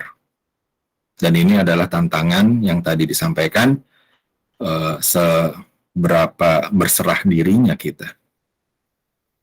Ingat sekali lagi, berserah diri bukan menyerah. Ada usaha di dalam berserah diri. Ada aktif, ya, di dalam berserah diri, ya, tidak menyerah. Kalau menyerah itu kita pasif, ya, tapi berserah diri, sabar di dalam versi Islam. Sabar di dalam Islam itu adalah dinamis, sabar di dalam Islam itu aktif, sabar di dalam Islam itu bergerak sahabat semuanya, ya. Nah, jadi itu artinya, kembali lagi, tiang pertama adalah iman, percaya, dimanifestasikan dengan cara kita mau diatur cara ibadah kita, yaitu tiang kedua yang namanya Islam, rukun Islam, berserah diri. Ya, berserah diri, sudah kita ikut saja, ya, manut saja. Kalau disuruh demikian, lakukan. Itulah sami'na wa ato'na, aku dengar, aku lakukan. Berarti kita berserah diri. Itu adalah ibadahnya, ikhtiarnya. Nah, sahabat semuanya, dengan kita menjalankan ibadahnya tadi, maka insya Allah bagian dari menegakkan ajaran Allah Subhanahu Wa Taala, bagian dari yang Allah bilang, bantu agama Allah itu supaya tegak, ya. Dan dengan demikian maka bisa jadi hidayah tersebut turun sahabat semua lagi, ya. Bisa jadi hidayah Allah itu tetap terjaga, terpelihara di kolbi kita, di dalam pikiran kita, di dalam hati kita, di dalam semua gerak dan tutur kata kita. Hidayah Allah itu, petunjuk Allah itu terus mengalir. Artinya bentuknya apa? Bentuknya kita peka sahabat semuanya. Kita jadi paham. Peka. Mau lakukan suatu dosa, kita peka. Berhenti. Mau lakukan suatu kebaikan, kita peka. Mempercepat. Begitu kira-kira sahabat. Ya. Dan bentuk kasih sayang Allah Subhanahu Wa Taala kepada umat-umatnya, ya, yang mendapatkan hidayah, salah satu bentuknya adalah dipersulit bikin dosa, dipercepat dan dipermudah bikin pahala. Gitu sahabat. Ya. Kan enak tuh kalau sudah dapat lindungan Allah seperti itu, ya. Nah, terakhir, ya, tiang terakhir adalah yang disebut dengan ihsan, ya, ihsan. Jadi kalau kita lihat tadi, iman ini dasarnya, tiang iman ini dasarnya, kemudian pelaksanaannya, manifestasinya adalah ibadahnya, bentuknya dalam tiang rukun Islam, hasilnya kalau yang di kiri yang satu dan tiang dua dijalankan dengan tepat, dengan benar, dengan optimal, bersungguh-sungguh 100%, maka hasilnya tiang yang kanan, sahabat semuanya, yang disebut dengan ihsan. Ihsan itu artinya sebenarnya dalam tatur katanya adalah hasan, baik, berbuat baik, atau ahsan, berbuat kondisi yang baik. Ya, ihsan itu berbuat baik. Ya, tetapi lebih jauh dari itu, yang pertama, kalau Rasulullah SAW dalam salah satu hadisnya, di mana kisahnya pada saat itu adalah sedang ada pengkajian, ya. Ini sebentar lagi sahabat Iwan, ini udah 11:17 ya. Ada pengkajian, Rasulullah sedang membuat pengkajian terhadap dengan para sahabatnya. Tiba-tiba seseorang masuk dengan berbaju putih, bersih, dan berambut sangat hitam, wajah sangat tampan, langsung duduk di depan Rasulullah SAW, dan duduknya itu dengan cara lutut ketemu lutut, gini sahabat. Ya, jadi artinya dekat banget gitu sahabat ya. Jadi benar-benar nempel kepada Rasulullah, ditempel lututnya Rasulullah dengan lututnya orang tersebut, ditempel. Duduk, lalu langsung bertanya, Rasulullah, coba apa yang disebut dengan ihsan? Apa yang disebut dengan Islam? Pertama pertanyaannya seperti itu. Lalu Rasulullah menjawab, Islam itu adalah bersyahadat, kemudian sholat, ya, kemudian zakat, kemudian puasa, zakat, dan kemudian naik haji, berhaji. Betul katanya. Lah, kok itu seseorang bertanya kepada Rasulullah, ya, kemudian pada saat Rasulullah menjawab, orang tersebut berkata, betul. Ini kan kayak ngetes ya. Betul, engkau benar gitu kan. Baik, pertanyaan kedua katanya, gitu kan. Apa yang disebut dengan iman? Nah, iman, lalu Rasulullah menyampaikan adalah rukun iman yang 6 tadi, ya. Kembali dijawab, betul gitu. Nah, yang terakhir adalah apa yang disebut dengan ihsan. Nah, Rasulullah menjawab, ihsan adalah kita beribadah atau kita berikhtiar, bertingkah laku, kita beribadah ya menurut Rasulullah SAW, seperti kita melihat Allah Subhanahu Wa Taala. Apabila kita tidak bisa melihat Allah Subhanahu Wa Taala, maka sesungguhnya Allah Subhanahu Wa Taala melihat kita. Maka itulah yang menjadi rukun ihsan. Jadi sahabat semuanya, rukun iman ada 6, rukun Islam ada 5, rukun ihsan ada 1 perkara, yaitu kita beribadah dengan meyakini seolah-olah kita melihat Allah Subhanahu Wa Taala. Dan kalau kita tidak mampu melihat Allah Subhanahu Wa Taala, dan nyatanya memang kita tidak dimampukan pada saat ini melihat Allah Subhanahu Wa Taala, maka Allah Subhanahu Wa Taala sesungguhnya melihat kita, maha melihat kita. Itu yang disebut dengan rukun ihsan.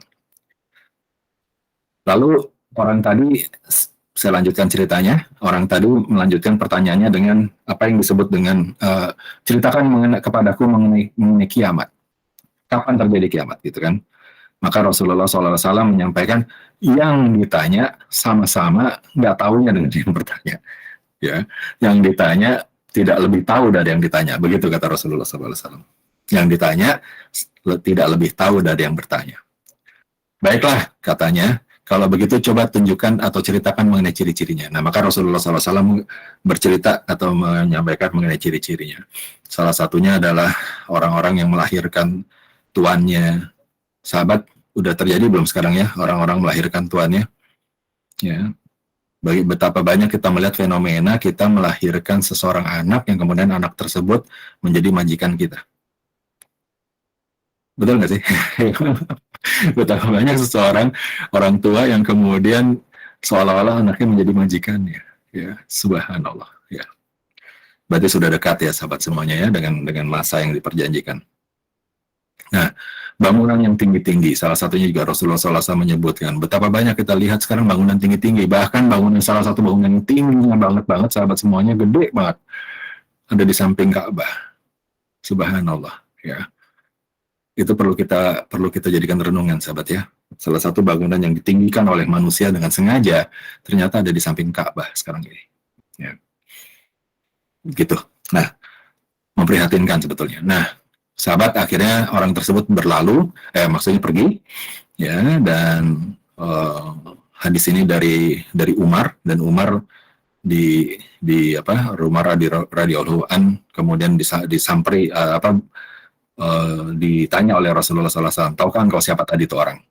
Tahukah Umar siapa orang tadi? Umar menjawab, Allah dan Rasulnya yang lebih tahu. Akhirnya Rasulullah SAW menjawab, dialah Jibril alaihissalam, malaikat Jibril yang menjelma menjadi manusia yang ingin mengajarkan agama Allah kepada kalian semua. Nah, jadi dari situ kita bisa melihat dari kisah itu ada beberapa hal tuh sahabat yang jadi pelajaran. Bahwa untuk tujuan belajar, mengajarkan, maka tidak apa-apa mengajarkan dalam bentuk bertanya. Jibril alaihissalam ingin mengajarkan ilmu-ilmu Allah kepada para majelis pada saat itu dengan cara bertanya kepada Rasulullah. Bukan tujuannya ngetes sahabat semuanya. Bukan. Ya, tetapi tujuannya memberikan pembelajaran. Sama nih, saya juga kadang-kadang kita bertanya kan, saya bertanya, apakah ada yang ingin bertanya supaya apa? Supaya menjadi pembelajaran kepada yang lain. Siapa tahu jawaban-jawaban atau hal-hal yang kita diskusikan menjadi inspirasi bagi yang lain. Itu yang pertama. Yang kedua, tidak apa-apa seorang yang dianggap sebagai guru atau seorang yang dianggap sebagai sumber referensi menjawab tidak tahu. Tidak apa-apa. Kalau memang tidak tahu, tidak apa-apa.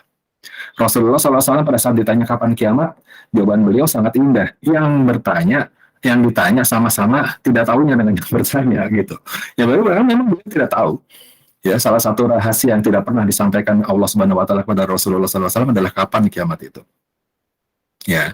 Baik. Nah, tapi fokus kita pada hari ini adalah mengenai ihsan tadi. Ya, ihsan tadi adalah ibadah kita seolah-olah dengan kita merasa Allah, bisa melihat Allah. Kalau kita nggak bisa melihat Allah, maka sesungguhnya Allah melihat kita. Sahabat semuanya, ya dengan demikian maka terjaga akhlak kita.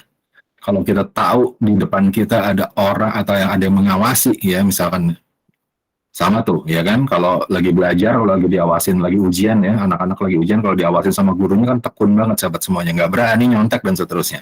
Nah kira-kira demikianlah kita. Allah itu maha melihat, ya maka ujung-ujungnya jadinya adalah ihsan itu jadinya akhlak sahabat semuanya. Hasil. Jadi kalau kita lihat tadi tonggak pertama adalah iman, ya percaya kita yakin kita atas semua yang disiapkan oleh Allah Subhanahu wa taala sebagai dasar untuk kita menyiapkan diri qalbi kita.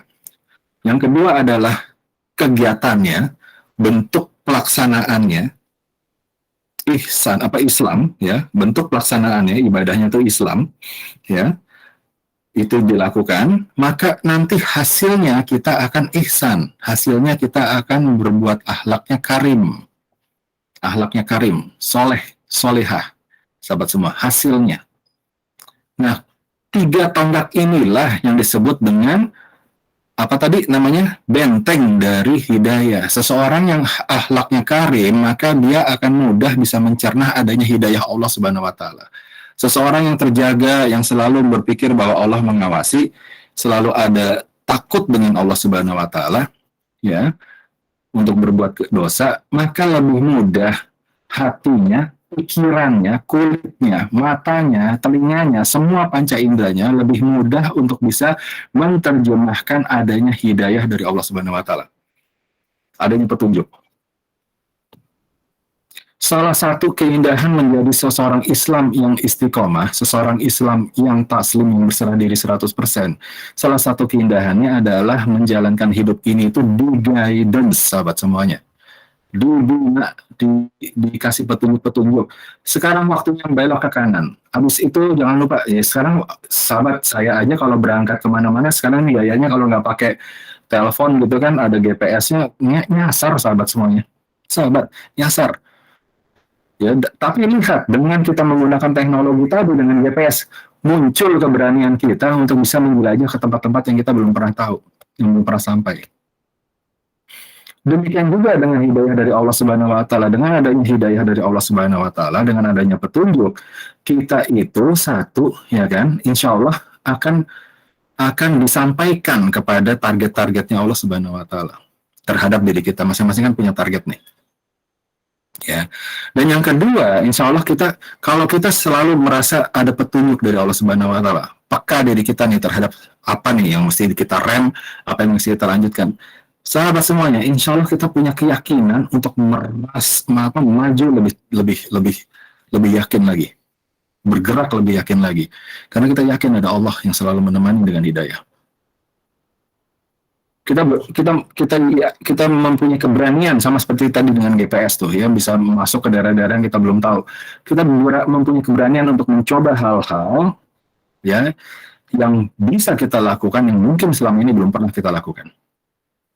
Karena kita yakin Allah yang membimbingnya. Tapi catatannya sahabat semuanya, apa yang mau kita lakukan itu sebaiknya dan terbaik adalah terkait dengan membantu agama Allah. Ya. Surat Muhammad ayat 7. Nah, baik. Sudah waktunya 11.27, saya akan tutup sesi kita ini. Jadi sekali lagi sahabat semuanya, kesimpulannya, beberapa pekan yang lalu kita bicara mengenai hidayah. Hidayah harus diperjuangkan. Hidayah, petunjuk harus diminta. Wajib diikhtiarkan atau diperjuangkan. Oke, baik. Dan yang kedua, untuk memantapkan hidayah itu, baik dari sisi datangnya hidayah tersebut maupun hidayah yang sudah datang, kita peka dan bisa kita pertahankan. Dan terus menjadi petunjuk kita, jalankan atau lakukan dengan menjaga 3 tiang tadi.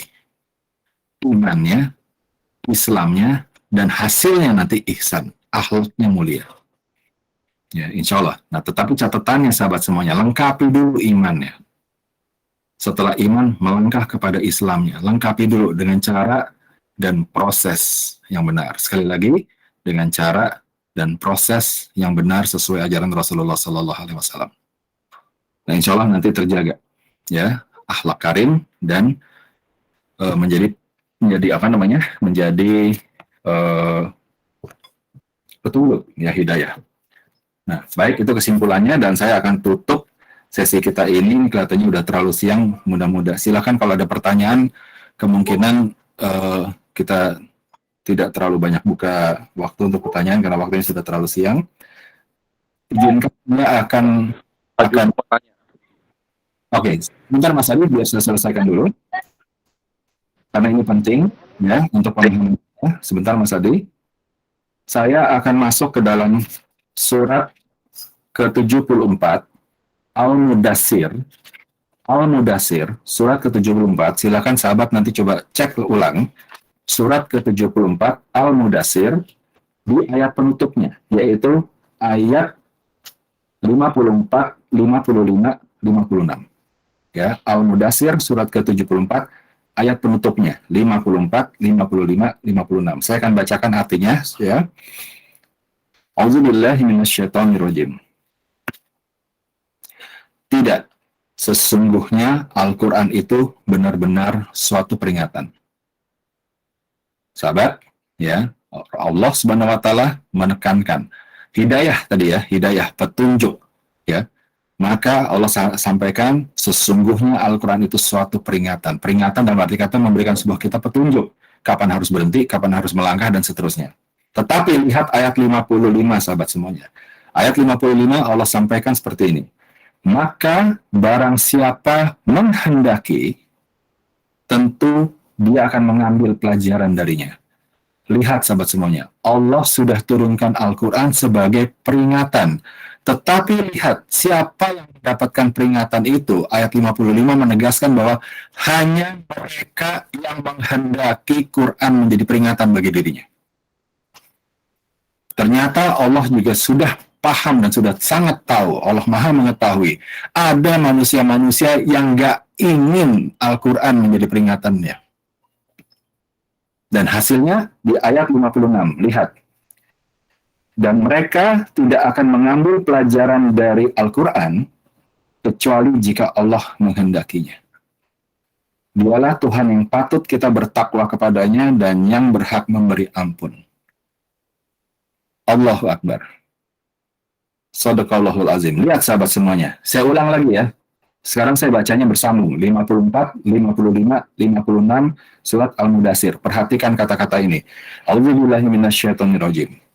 Tidak, sesungguhnya Al-Quran itu benar-benar suatu peringatan.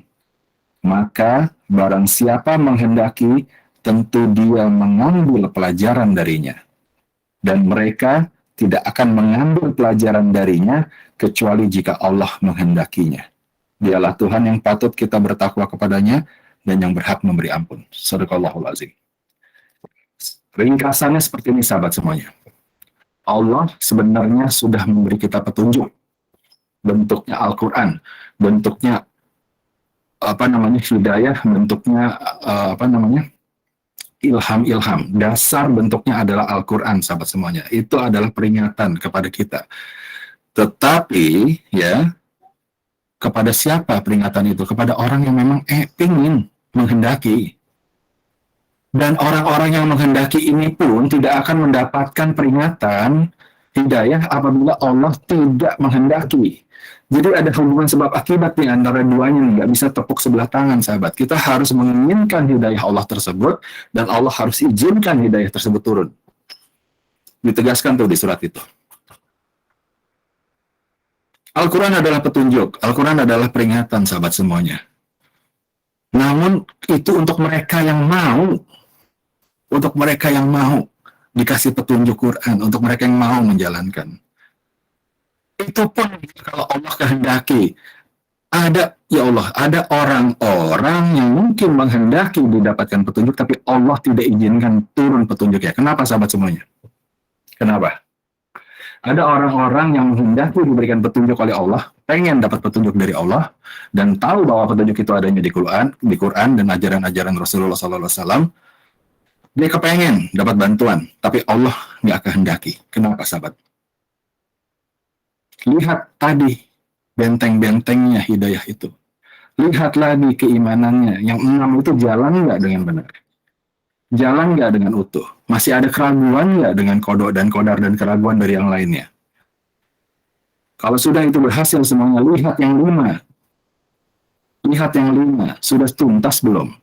Kalau memang belum dijalankan karena belum mendapatkan kemampuan, ya kan? Tapi paling tidak niatnya terpasang tidak.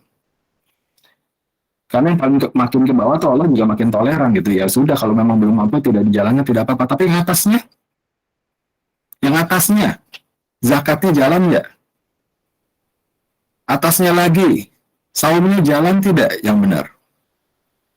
Atasnya lagi, sholatnya benar nggak? Sholatnya khusyuk nggak? Khusyuk itu adalah kita sholat dengan cara kita meyakini bahwa kita akan bertemu dengan Allah. Jalan nggak seperti itu? Jauh-jauh mau nanya yang kelima, yang 4, 3, 2, 1 dulu, jalan nggak? Ujung atasnya lagi, sahadatnya udah terjadi belum?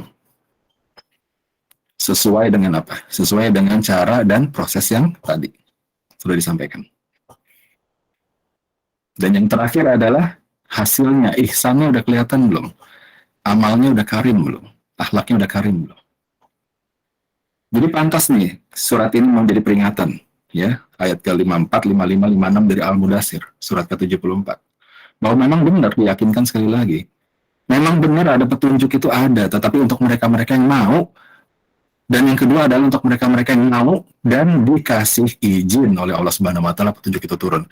Maka kita sebaiknya berserah diri, sebaiknya kita turunkan semua ego kita, hilangkan, hancurkan semua ego kita. Ya. Turut saja, samina wa ta'ana. Ya, karena kita yang membutuhkan Allah Subhanahu wa taala, bukan Allah yang butuh. Baik, itu saja, mudah-mudahan menjadi kesimpulan yang bisa dipahami dan menjadi referensi kita bersama untuk menjadi patokan kita menjalankan. Silakan Mas Adi, ada pertanyaan apa tadi?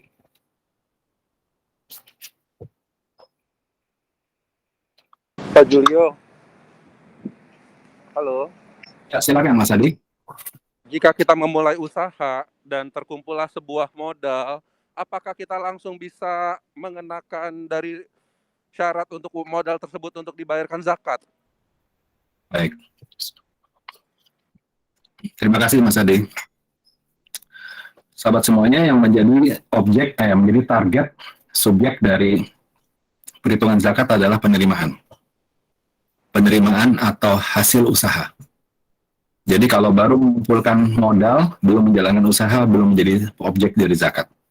Tapi apabila sudah menjadi modal, lalu ikhtiar sudah dijalankan, diusahakan, kemudian misalnya, sahabat ya, misalnya qadarullah, misalkan hasilnya belum ada atau masih nol atau merugi bahkan gitu ya, nah belum menjadi objek zakat ya. Tetapi kalau sudah ada hasil, maka dizakatkan. Oke. Jadi Ada kalau lagi mau, Pak Julio. ya silakan Ada Mas satu Adi. lagi. Kita berniat untuk melakukan umroh, haji, dan kurban. Ya. Karena ketidakmampuan atau karena keterbatasan, kita berencana untuk dilakukan tahun depan dan kita mulai menabung nih untuk tabungan umroh haji, tabungan kurban. Apakah niat kita dan eksekusi kita ketika menabung harian tersebut itu sudah bernilai ibadah itu sendiri? Apakah ketika kita berniat umroh dengan menabung seperti itu, Allah sudah memberikan pahala umroh itu sendiri? Begitu Pak Julio. Baik, terima kasih Mas Adi. Jawabannya adalah seperti yang pernah saya sampaikan di dalam posting saya tempo hari, ada beberapa bentuk ibadah, ya, beberapa bentuk ibadah yang bernilai seperti umroh dan haji. Ingat, ibadah bernilai seperti umroh dan haji. Bahkan Rasulullah SAW menyampaikan nih ya, menilainya sama seperti umroh, seperti haji, beliau sampaikan utuh, lengkap, tuntas, kira-kira demikian. Ya, nah, namun demikian, rukun tersebut masih terkena terhadap kita. Ya, nah, tetapi itu tadi ya, kita sudah sering belajar mengenai yang Allah lihat adalah sekali lagi adalah cara kita berikhtiar. Seberapa besar jihad kita. Jihad itu kan artinya kesungguh-sungguhan, bersungguh-sungguh. Seberapa besar ketulusan kita di dalam menjalankan itu. Apakah tujuannya menabung itu adalah untuk dilihat oleh orang ataukah lillahi ta'ala? Memang tujuannya adalah tidak perlu disampaikan kepada siapa-siapa, tapi ini hanyalah untuk Allah Subhanahu wa taala. Itu Allah lihat. Kalau hasilnya belum terjadi, ya, maka tetap kita minta tolong kepada Allah supaya terjadi, sampai itu bisa terjadi insya Allah. Kalau memang tidak pernah terjadi karena Allah punya rencana yang lain, ya, maka semua hasil ada di tangan Allah Subhanahu wa taala, dan Allah adalah Maha Penghitung yang terbaik. Maha adil, Maha Penghitung yang terbaik. Banyak sekali kisah-kisah yang sudah terjadi di era Rasulullah SAW maupun di era saat ini. Ya, kalau di era Rasulullah SAW karena bentuknya adalah hadis, maka sahih dan kita bisa tahu bagaimana cara Allah menilai. Tetapi kalau sekarang kita tidak tahu, kita mustahil kita mengetahui bagaimana cara Allah menilai. Allah memberikan keputusan. Salah satu kisahnya adalah sahabat Rasulullah SAW yang sudah Rasulullah mengutus kepada seseorang untuk sampaikan kepada seorang sahabat bahwa hajinya sudah diterima oleh Allah Subhanahu wa taala. Padahal yang bersangkutan tidak berangkat. Kenapa? Karena beliau yang bersangkutan itu, sahabat itu yang ada di kota lain, di negeri lain pada saat itu, mengumpulkan dananya untuk berhaji. Sampai terbentuk sudah siap gitu, ternyata Allah turunkan ujian, ibunya sakit gitu dan membutuhkan biaya untuk pengobatan, maka semua biaya yang sudah semua uang yang sudah dikumpulkan dijadikan untuk pengobatan ibunya. Gitu. Nah, Rasulullah memberikan kabar, Rasulullah tidak di negeri yang lain, tetapi hal tersebut karena diberitahukan oleh Allah Subhanahu wa taala melalui para malaikat. Maka Rasulullah minta utusan jalan kepada si fulan, sampaikan bahwa hajinya sudah diterima oleh Allah Subhanahu wa taala. Masya Allah. Ya,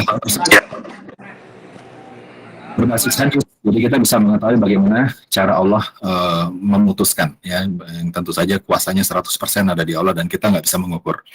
Artinya Mas Adi, kesimpulannya sahabat-sahabat semuanya, lakukan saja bagian kita. Bagian kita itu adalah berikhtiar, berusaha, berniat, ya, tapi dengan niat dan coba lakukan hal-hal yang bisa kita kerjakan. Selebihnya kita berserah diri. Allah yang Maha menentukan. Mudah-mudahan bisa terjawab Mas Adi. Pak Julio, tadi saya ada satu ketinggalan yang tentang hidayah itu harus kita usahakan dan harus ada izin dari Allah. Itu di surat apa ya Pak Julio? Baik. Sebentar. Referensi yang tadi terakhir bisa kita lihat di Al-Mudathir 74 ayat 55, 56, 54, 55, 56. Ayat 74, 55, 56 itu referensi. Referensi yang pertama sebentar nanti saya japrik ya, nanti saya ingatkan lagi di dalam grup kita. Baik Pak Julio, makasih banyak. Oke, baik. Baik sahabat semuanya, apakah ada hal lain yang bisa kita diskusikan? Bila tidak ada, ini sudah mendekat ke waktu zuhur dan kita cukupkan. Rekaman ini tetap disiapkan. Insya Allah nanti saya kirimkan supaya bisa menyambung dari sesi pertama. Nanti saya kirim dua-duanya setelah ini rekaman sudah siap dikirimkan. Sahabat semuanya, sekali lagi mengingatkan ya, petunjuk dari Allah itu ada, bantuan dari Allah itu ada, bentuknya petunjuk, bentuknya hidayah. Hidayah wajib diperjuangkan. Hidayah diminta, sahabat semuanya. Kita harus minta ya kepada Allah Subhanahu wa taala dan kita perjuangkan untuk dicapai, dijemput ya. Dan yang kedua adalah untuk kita bisa mempercepat atau kita memperlancar permohonan tersebut ya. Mudah-mudahan sahabat semuanya maka jaga 3 tonggak tadi ya, 3 tiang tadi. Rukun imannya dilihat lagi ya, kemudian rukun Islamnya diperjuangkan lagi, dipenuhi semuanya 100%, sehingga insya Allah menjadi rukun ihsan ya, akhlaknya karim.